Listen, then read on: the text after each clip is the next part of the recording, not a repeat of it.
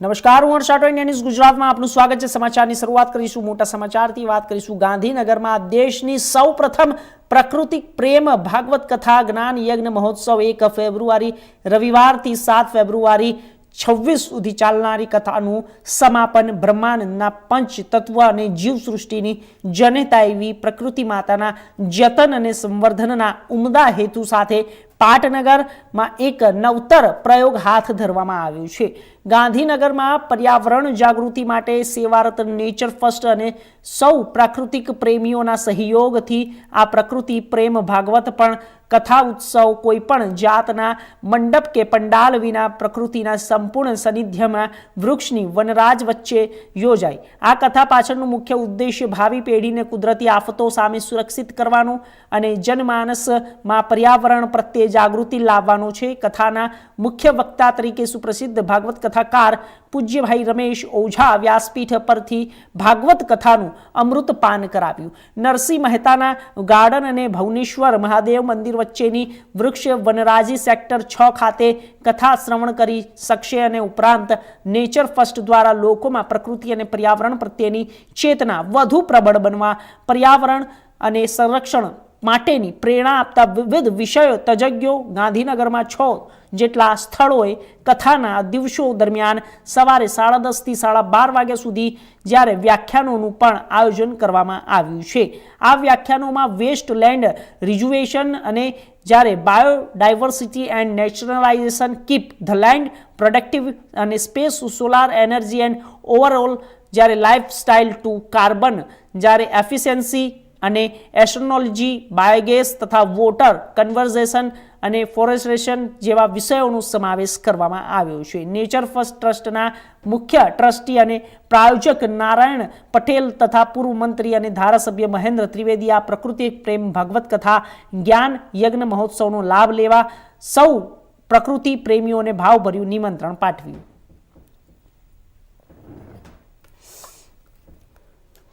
મારું નામ સલીલ મહેતા, પ્રકૃતિ પ્રેમી, નેચર ફર્સ્ટ સ્વયંસેવક। આજે જે ભાગવત કથા થઈ રહી છે ને એ તો વિશ્વમાં પહેલી વાર થઈ રહી છે, એ વાત સત્ય હકીકત છે। ભાઈ શ્રી ભાગવત, ગીતા, મહાભારત, પુરાણ, વેદ આ બધાનો સહારો લઈ અલગ અલગ રીતે પ્રકૃતિને બચાવવા માટેનો સંદેશ વિશ્વભરમાં પ્રસરાવી રહ્યા છે। માત્ર આપણે જ આને બચાવીએ, આનું અનુસરણ કરીએ તો આવનારી પેઢીમાં આપણે આપણી ધરતી, આકાશ, અગ્નિ, વાયુ અને જે પ્રકૃતિ છે એઝ ઇટ ઇઝ પાછી આજને કાલમાં નહીં થઈ જાય, ધીરે ધીરે થશે અને આપણે આપી શકીશું। અને એને માટેનું બીજું પ્રયોજન પણ સરસ અમે એ કર્યું છે કે આવનારી પેઢીમાં આ સંદેશો પહોંચે એટલા માટે રોજ સવારે અલગ અલગ યુનિવર્સિટીમાં આ 5 તત્વો ઉપર ઓશોનોગ્રાફી ઉપર પણ જે તજજ્ઞોએ, ઇન્ટરનેશનલ ફેમ તજજ્ઞોએ, રિસર્ચર્સ, સાયન્ટિસ્ટે કામ કર્યું છે, એ લોકોને આવનારી પેઢી સામે કોલેજોમાં લેક્ચર્સ રાખી અને આ વાતને આગળ વધારી છે। તો આવનારી પેઢીમાં પણ આ સંદેશો પહોંચે એને માટેની પણ આપણે તકેદારી રાખી અને વાત આગળ વધારી છે। હવે આપને વધારવાની છે અને આપણે પ્રકૃતિનું ધ્યાન રાખવાનું છે। ધન્યવાદ। નામ MP Patel, trustee nature first. પ્રકૃતિ પ્રેમ કથાનું જે આયોજન જે કરવામાં આવ્યું છે, કેટલા દિવસનો કાર્યક્રમ હતો, આજે કેટલા દિવસ થયા છે, સમાપન ક્યારે છે અને કેટલા લોકોએ આની અંદર જે છે તે લાભ લીધો છે ને આ કથાનું મુખ્ય આયોજન શું છે? આ 1 ફેબ્રુઆરીથી આજે પૂર્ણાહુતિ છે। 7 દિવસથીનો આ છેલ્લો દિવસ છે। 7 દિવસથી કથા ચાલે છે અને આનું કેટલી સંખ્યા છે એ અમારા કરતાં લોકો કેટલા સમજ્યા છે એનું મુખ્ય અમારો આશય છે। કારણ કે અમે ક્વોન્ટિટીને માનતા નથી, ક્વોલિટીને માનીએ છીએ। એટલે જેટલા લોકો આવે એમાંથી જો અમારે જો આ કથાને સાર્થક કર્યું હોય તો એ લોકો એના જીવનમાં, એના ઘરના સભ્યોમાં જો અપનાવે તો આ મોટું અમારે તો કથા સાર્થક થઈ છે। અમે સંખ્યા કરતા નહીં, આ કોઈ બીજી માટેની કોઈ કથા નથી, ફક્ત માનવને માનવ થવા માટેની કથા છે। તો આને એક જ અમે આ જે છે એ પ્રકૃતિનો જે પ્રકોપ તમે જાણો જ છો કે છેલ્લા કેટલા વર્ષોથી આપણે કોરોનાથી આજ સુધી એટલા બધા પ્રકોપ થયા છે કે જેનાથી ખેતી જેના માટે આપણો દેશની અંદર કેટલા કરોડ રૂપિયા ચૂકવવા પડ્યા ખેડૂતોને. આપણે જો આ રીતના સ્વનિર્ભર થવા માટે જો ખેતીનો પાક નહીં હોય તો આપણે ખાઈશું શું? અને તમે જાણો છો તો ખેતી કોઈ પણ પાક છે આ ફેક્ટરીમાં પાકે નહીં, આ તો ખેતરમાં જ થાય. અને એના માટે આપણે જો પૃથ્વીને નહીં બચાવીએ, ધરતીને નહીં બચાવીએ, અને ધરતી એકલી નહીં એની સાથે બાકીના 4 તત્વોને જો આપણે નહીં બચાવીએ તો માણસને ભવિષ્યની અંદર અને આપણી નવી પેઢીને પણ કેવી રીતે આપણે આવું જીવન આપતા જઈશું? એટલે ભાવિ પેઢીને કેવી રીતને આપણે મેં એકલા તો બચાવી શકીએ એમ નથી, પણ સાથ સહકાર તમારો પણ જોશે, બધાનો જોશે. અને સ્વકલ્યાણ સાથે સર્વસ્વ કલ્યાણનું આ એક મોટી ભાવના છે. એના અનુસંધાનમાં અમે આ વિશ્વને પહોંચે. અને આ એક એવું કામ છે, કોઈ જાતિ નહીં, કોઈ નાત નહીં, કોઈ જાતનો પક્ષ નહીં, ફક્ત પ્રકૃતિને પ્રેમ કરો, બસ પ્રેમ કરવાની જ આ એક કથા છે. અને એ જીવનમાં અપનાવે એવી અમારી ભાવના છે. અને તમારા માધ્યમથી કંઈક આના માટે સાર્થક કરવા માટે જેટલા દર્શકો સાંભળે એ પોતાના ઘેરથી જ ચાલુ કરે તો અમારી કથાનું અને આપણી જે આપણે કરી રહ્યા છીએ એ સાર્થક ગણાશે.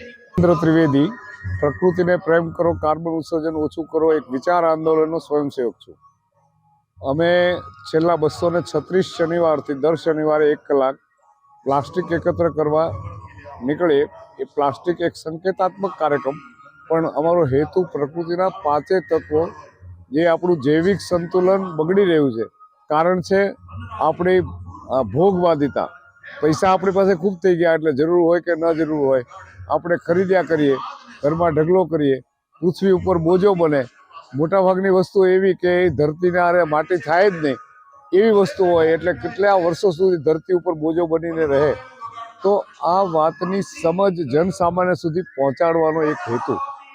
હવે જો કે આ એક જ કામ એવું છે, કોઈ કામ તમે એક આરોગ્યનું કોઈ દવાખાનું બંધાવો, કોઈ સ્કૂલ બંધાવો, કોઈ ધર્મશાળા બંધાવો તો લિમિટેડ લોકોને ફાયદો થાય, પણ પ્રકૃતિના 5 તત્વોનું સંતુલન બનાવવા માટેનું કામ એ શેવાળ, આલ્ગી એનાથી લઈને ડાયનોસર સુધીની આખી જીવસૃષ્ટિના માટેનું કલ્યાણનું કામ છે.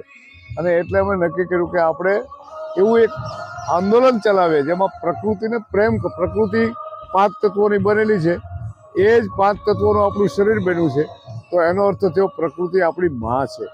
અને આ એક જ એવી માં છે જેના અંદર એ ક્રિશ્ચનની માં છે, એ હિન્દુની માં છે, એ યહૂદીની માં છે. એટલે કોઈ જાતિ, ધર્મ, કોઈ ઉંમર, નાના છોકરાની માં છે ને 90 વર્ષના વૃદ્ધ છે એની માં છે. તો કશો જ ભેદભાવ વગર બધાની માં હોય એવી આ એક પ્રકૃતિ છે. અને એટલે પ્રકૃતિને તો માં હોય એને પ્રેમ કરાય ને, એટલે અમે શબ્દ રાખ્યો પ્રેમ કરો. અને પૂજ્ય ભાઈશ્રી આ પ્રકૃતિને પ્રેમ કરો એ નામથી જ ભાગવત કથા માટે સંમતિ આપી. અને એણે આગ્રહ રાખ્યો કે કથામાં મંડપે નહીં બાંધવાનો અને પ્રકૃતિને નુકસાન થાય એવું કોઈ વસ્તુ આપણે નહીં કરીએ. અહીંયા ગ્રીન એનર્જી વાપરી છે, બેકડ્રોપમાં પણ વિનાઇલ નથી, અહીંયા અંદર કોઈ પ્લાસ્ટિકની બોટલે. તો આગળ વાત કરીશું રાજકોટમાં નકલી તાંત્રિક